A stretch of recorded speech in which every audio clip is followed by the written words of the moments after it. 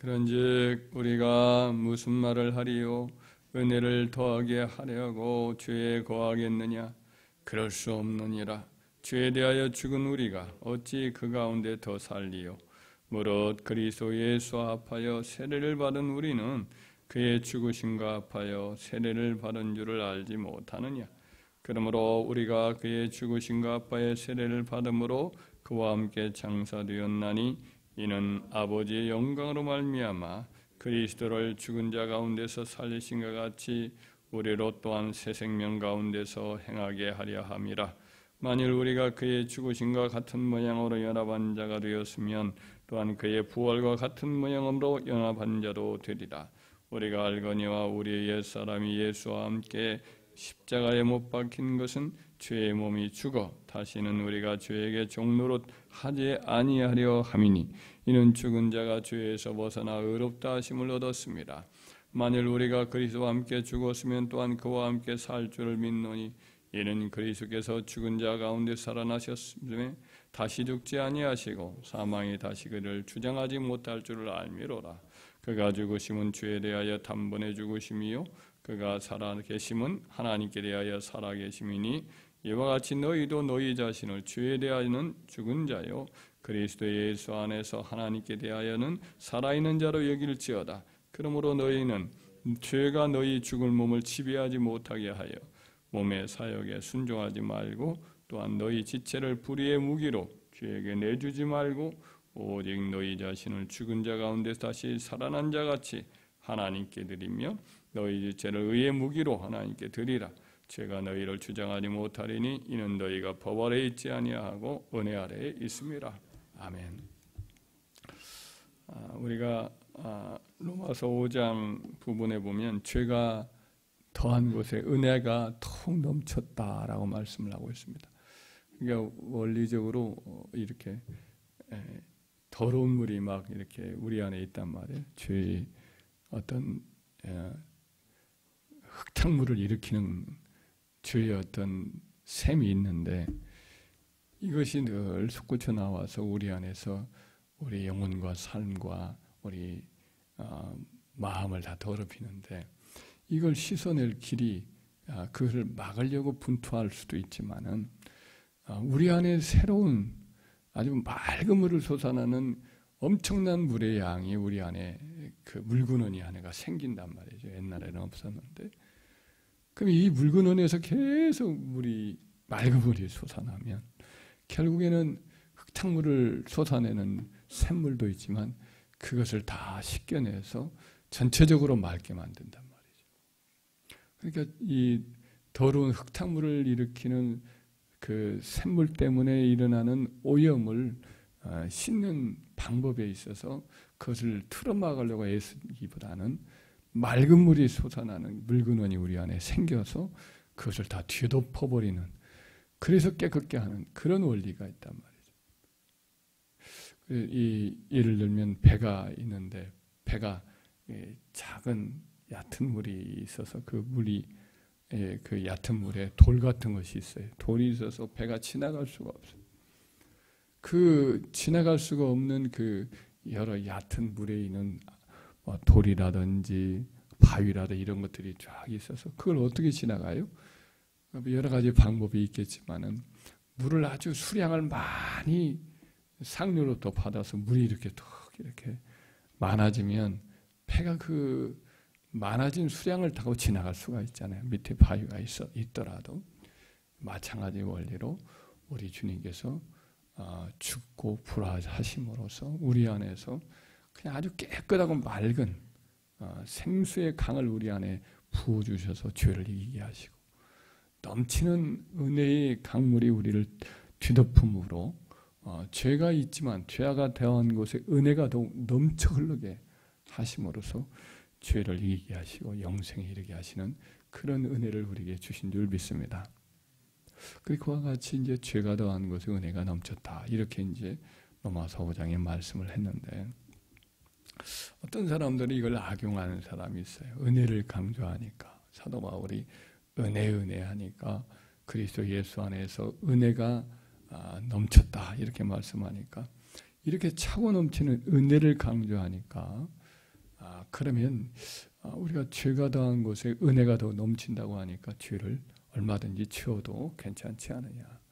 넘치는 은혜를 우리에게 부어주신다고 했으니까 오히려 은혜를 더하게 하려고 죄를 좀 범하면 어떨까. 그러면 또 은혜를 하나님 주실 거 아닌가. 은혜를 더하게 하려고 죄를 짓자, 이런 잘못된 생각을 가진 사람들이 있었습니다. 이 사도 바울 당시에도 사도 바울이 그런 사람들 염두에 두었고, 또 이후에도 그런 사람들이 있었습니다. 영지주의자들이 이와 같이 하나님은 우리를 구원해 주셨으니까 아무렇게나 죄를 지어도 우리는 구원받는 것이 절대로 흔들리지 않는다, 이렇게 가르치는 자들도 있었고, 오늘날도 구원파 이단 같은 경우가 그런 한 예입니다. 한 극단에서는 우리의 구원이 우리의 행위에 달려있다라고 강조하는 그런 사람들도 있어요. 행위주의 구원을 가르치는 쪽에 주로 안식교 계통의 여러 잘못된 이단들이 그러는데, 구원파 이단은 역으로 반대예요. 이미 우리 주님께서 우리를 의롭게 하셨고 우리를 의인 만들었으니까, 의인이 되었으니까 더 이상 우리 의인은 죄를 지을 수가 없다. 죄를 지으면 그건 지옥 가는 것이니까 그러지 않는다 하고는, 그 다음부터는 그냥 예수 믿고 난 다음에 의인이 된 다음에는 절대로 어떤 경우에도 죄를 짓지 않는다라고 가르쳐요. 성화의 교리가 없어져 버리는 거죠. 오늘은 이제 그런 의도의 잘못된 사람들, 이제 한번 예수 그리스도를 믿으면 죄를 범하면 은혜가 더 넘치게 되어서 이렇게 절대로 우리는 죄를 지어도 상관없다, 이런 사람들에 대해서 잘못된 그들의 가르침을 깨우쳐주려고 사도가 논리를 전개해서 가르친 것이 6장 말씀이에요. 신자는 죄에 대해서 어떤 관점을 가지고 어떻게 대응해야 되는가, 두 가지를 말씀합니다. 한 가지는 우리가 법적으로 예수님 그리스도와 함께 연합되어서 그를 믿으면 그와 연합되어서 우리가 죽었다는 거예요. 옛사람이 죽었다는 거예요. 죄의 사람이 죽은 거예요. 그리고 예수님이 부활하심으로 말미암아 그때 예수님이 하나님 앞에서 완전한 분으로서 살아나셨기 때문에 우리도 똑같이 예수와 연합되어서 의인으로서 하나님 앞에 살아났다는 거예요.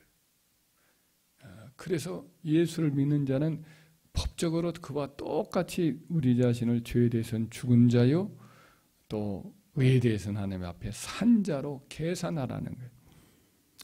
10절 11절 한번 읽어볼까요? 그가 죽으심은 죄에 대하여 단번에 죽으심이요 그가 살아계심은 하나님께 대해 살아계심이니 이와 같이 너희도 너희 자신을 죄에 대하여는 죽은 자요 그리스도 예수 안에서는 하나님께 대하여는 살아있는 자로 여길지어다. 여길지어다는 단어가 회개 처리할 때 그 단어, 이렇게 간주하다는 뜻이. 빨간 글씨로 쓴 것은 적자요, 또 이제 검은 글씨로 쓴 것은 흑자인데, 그 단어 자체가 의미하는 바는 흑자는 검은 글씨요, 적자는 붉은 글씨인데, 이것은 그야말로 적자이면 실제적으로도 장부의 적자로 기록을 하는 거고, 돈이 남으면 이것을 흑자로 검은 글씨로 기록을 하는 것처럼 우리가 예수 안에서 그와 같이 죄에 대해서는 죽은 거예요. 법적으로 죽은 거예요. 그리고 하나님 앞에서는 의인으로서 살아있는, 현재 살아있는 자로 그렇게 간주하라는 거예요. 회개 장부처럼 똑같이 현실적으로도 그렇다는 거예요. 법적으로.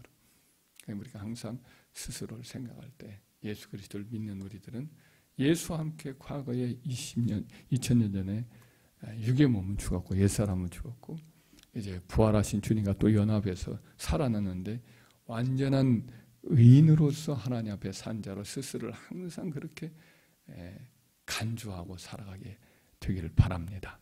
할렐루야. 자기 정체성을 그렇게 딱 잡아둬야 돼. 나는 죄에 대해서는 죽은 자다. 내가 사는 것 아니다. 이제는 내 안에 그리스도가 산다. 라고 스스로를 생각하면 나는 하나님 앞에 의로운 자로 하나님이 받아주셨다. 이 사실을 항상 환기하면서 살아가기를 바랍니다. 또 한 가지 어떻게 대응을 하느냐라고 말하면, 그래서 이제 우리가 선택을 그렇게 하라는 거예요. 죄에 대해서 자신을 내주지 말고 의에 대하여 자신의 삶을 내어주는 삶을 살라라고 말씀을 합니다. 아까 말씀을 했지만 예수님 안에서 우리가 함께 세례를 받은 일도 똑같은 일인데 세례를 받는 것으로 해석을 해요. 설명을 해요. 세례 받을 때 예수님과 함께 죽고 또 다시 물에서 올라올 때에 물에서 다시 이제 살아났다고 간주할 때 그때는 예수와 함께 새 사람으로 산 것인데 이것은 법적으로 그런 거예요. 법적으로. 근데 실제적으로는 우리 삶에도 여전히 유혹자인 마귀가 완전히 불못에 떨어진 상태는 아니잖아요. 또 아담의 타락으로 인해서 세상에 이제 그 악의 실제가 여전히 존재하잖아요. 죄의 유혹이 여전히 세상에 있어요. 또 우리 안에도 하나님의 법을 즐거워하는 마음이 있는가 하면 또 죄를 즐거워하는 마음도 또 있단 말이에요. 자아중심으로 자꾸 살아가려고 하고 하나님의 은혜의 지배 아래 있기를 싫어하는 그런 마음이 있단 말이에요.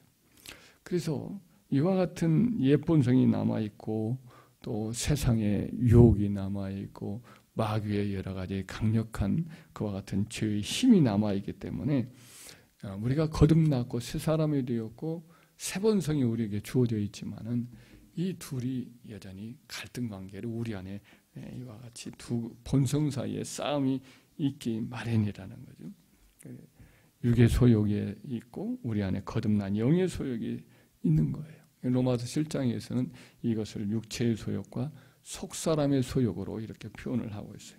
끊임없이 이 둘 사이의 긴장과 갈등이 우리 주님 나라 갈 때까지 천성문 들어갈 때까지 이 갈등과 싸움이 존재하는 거죠.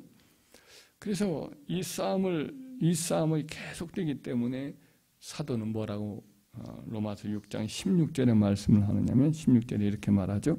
같이 읽어봐요. 너희 자신을 종에게 내주어 누구에게 순종하든지 그 순종을 받는 자의 종이 되는 줄을 너희가 알지 못하느냐? 혹은 죄의 종으로 사망에 이르고 혹은 순종의 종으로 의에 이르느니라. 이렇게 말을 해요.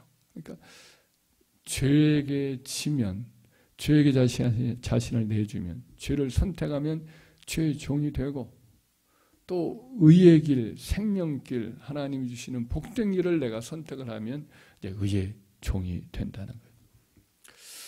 우리는 이 싸움에서 죄 대신에 의를 선택하고 육체의 욕심 대신에 우리 속사람의 거듭난 영의 이제 소욕을 우리는 선택을 해야 할 것입니다.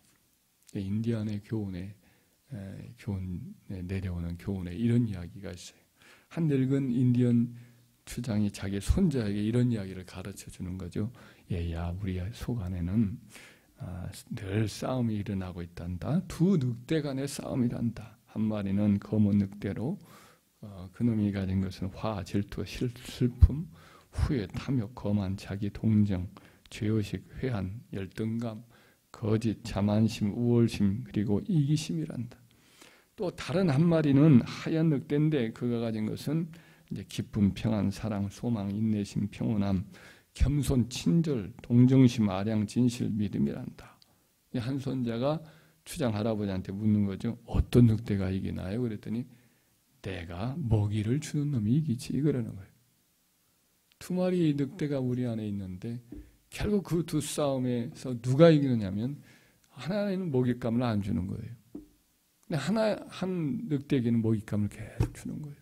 좋은 뭐 고기도 주고 아주 그냥 때마다 물도 주고 하나는 물도 안 주고 고기도 안 주고 뭐 먹잇감도 안 주고 그러면은 결국 두 늑대가 싸우면 잘 먹은 녀석이 이기게 돼 있지 않느냐 이런 말을 하면서 두 본성 사이에 내가 그에게 점점 더 기회를 주고 내 삶을 내 시간과 내 몸과 내 마음과 내 열정을 그 선한 본성에 새 본성에 새 생명의 법에 자꾸만 내어두면 옛사람의 법을 따르고자 하는 우리 안에 있는 본성을 이기게 된다는 거죠.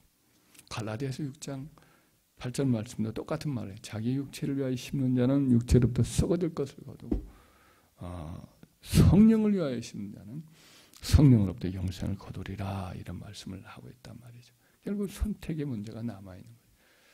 우리가 근본적으로는 죄에 대한 죽은 자요 의에 대한 산 자지만 그 그러나 현실 속에서 또한 아직 잔존하에 있는 죄의 세력이 있고 마귀의 또 압박이 있고 세상의 유혹이 있기 때문에 이 세상에 있는 악한 그 공격과 유혹과 끈질긴 여러 압박과 싸워서 우리는 언제나 의를 택하고 하나님의 법을 순종하기를 선택하는 이 싸움을 끈질기게 주님 나라 갈 때까지 우리는 해야 될 줄 믿습니다. 이 두 가지가 우리에게 있는 하나는 법적인 것이고 하나는 실제적인 것이, 이 두 가지가 우리에게 있는 싸움을 싸워 나가서 결국은 죄를 실제적으로도 이길 수 있는 그와 같은 승리를 우리에게 가져올 줄 믿습니다. 사도가 이 두 가지를 말씀을 우리에게 가르쳤으니 이 두 가지를 항상 기억하세요. 하나는 법적인 우리의 신분이요, 죄에 대해서 우리 죽은 자의 의에 대한 산자다. 이것이 나의 현재의 하나님이 우리에게 예수 안에서 주신 것이다. 이 사실을 기억하고 또 유혹도 있고 악의 잔존 세력도 있으니까 그것과의 싸움에서 언제나 우리 자신을 의와 진리의 길로 늘 자신을 들여서 실제적으로도 성화의 열매를 맺어가는 그와 같은 승리자가 되기를 주의 이름으로 축원합니다.